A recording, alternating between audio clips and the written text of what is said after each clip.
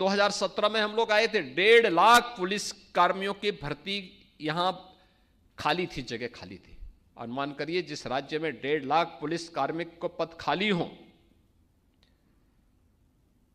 क्या हालत होते रहे होंगे उस राज्य के।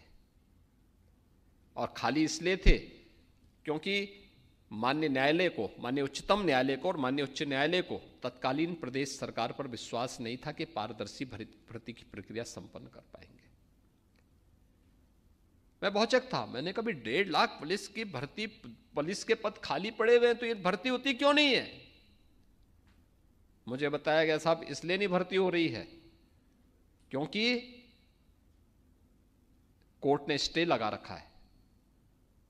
हमने कहा कोर्ट के कुछ ऑब्जर्वेशन तो होंगे, उस ऑब्जर्वेशन को पूरा करो ना, पॉलिसी बनाओ, एक जो मंशा है माननीय न्यायालय की उस मंशा के अनुरूप पॉलिसी तैयार करो, न्यायालय में सबमिट करो, स्टे वैकेट करो। फिर मेरे सामने प्रस्ताव आया कि साहब अगर हम एक साथ इतनी भर्ती करेंगे तो ट्रेनिंग कहां होगी।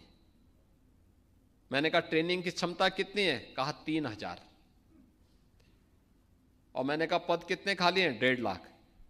तो मैंने कहा तो जिंदगी भर हम ट्रेनिंग ही कराते रहेंगे क्योंकि 9 महीने की ट्रेनिंग है। तो हमने उस समय कहा, मैंने कहा भी आप पैरामिलिट्री, मिलिट्री और अन्य राज्यों से मालूम करो। कुल मिलाकर के हमें यह क्षमता बढ़ करके, यानी मिलिट्री, पैरामिलिट्री और अन्य राज्यों से भी हमने जो सहयोग लिया, कुल मिलाकर के 30,000 हुआ। हमने कहा भी पहले अपनी क्षमता को बढ़ाओ क्योंकि भर्ती की प्रक्रिया कोई आज एक दिन में तो होगी नहीं।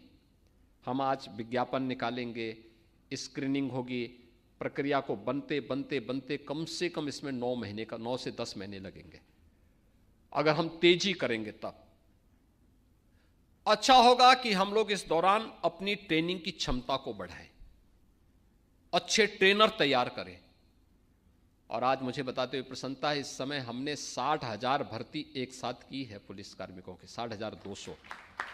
और इस 60,200 की ट्रेनिंग एक साथ हम करने जा रहे हैं।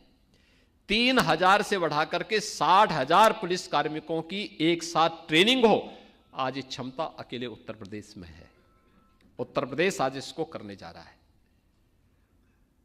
भर्ती की प्रक्रिया किसी भी विभाग में पारदर्शी तरीके से संपन्न हुई। आप मुझे बताइए कि जो व्यक्ति पैसा देकर के भर्ती हो रहा होगा तो वहां जाकर के वो भजन थोड़े गाएगा। और यही होता था, यहां पे यही होता था, बोली लगती थी, चाचा भतीजे में प्रतिस्पर्धा होती थी कौन कितना वसूली कर ले। लेकिन आज ऐसा नहीं है, आज पारदर्शी तरीके से सारे कार्य चल रहे हैं। और यही कारण है सरकार पॉलिसी लाई, अपने रिसोर्सेस को बढ़ाए, सरकार ने अपनी इनकम बढ़ाई, अतिरिक्त टैक्स का बोझ जनता जनार्दन पे भी नहीं देने दिया। सबसे कम वैट वाला राज्य यूपी है और सबसे अच्छी सुविधा भी उत्तर प्रदेश अपने यहां देने का प्रयास कर रहा है। इंफ्रास्ट्रक्चर पर ध्यान दिया गया। आज आप देखते होंगे उत्तर प्रदेश के अंदर कहीं जाते होंगे, कहीं गंदगी नहीं दिखती होगी, अव्यवस्था नहीं दिखती होगी, अराजकता नहीं दिखती होगी, दंगा नहीं दिखता होगा, अनावश्यक शोरगुल नहीं दिखता होगा।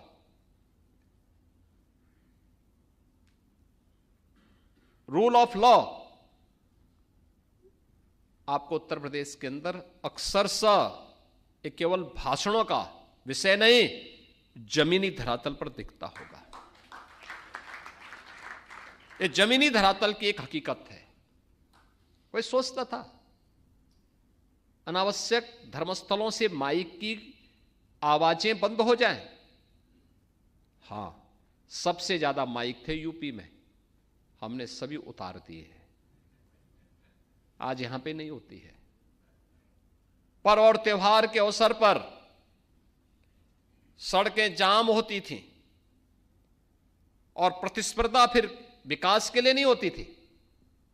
एक पक्ष कहता था धर्मस्थल के अंदर जगह है, वो कहता नहीं मैं तो सड़क पे ही करूंगा। हमने कहा सड़क चलने के लिए है, और अगर सड़क पे ज्यादा देर खड़े रहोगे, जाम करोगे, तो हर्जाना भी भुगतना पड़ेगा फिर। अब तय कर लो क्या करना है। आज आप देखते होंगे सड़कों पर कोई भी ऐसा नज़ारा नहीं होता है, सड़कें खाली हैं। अलविदा की नमाज में भी आपने देखा होगा और ईद के अवसर पर भी देखा होगा।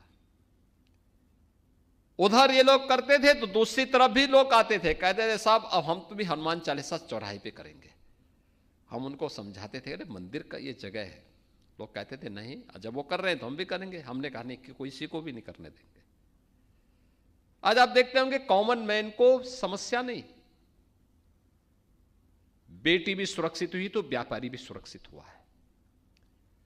ये तब जब सुरक्षा का एक बेहतर वातावरण दिया गया। लेकिन बेहतर वातावरण देने के लिए अचानक सरकार कदम नहीं बढ़ा सकती। पुलिस की पारदर्शी भर्ती की प्रक्रिया को आगे बढ़ाया गया, उनकी कैपेसिटी बिल्डिंग किया गया,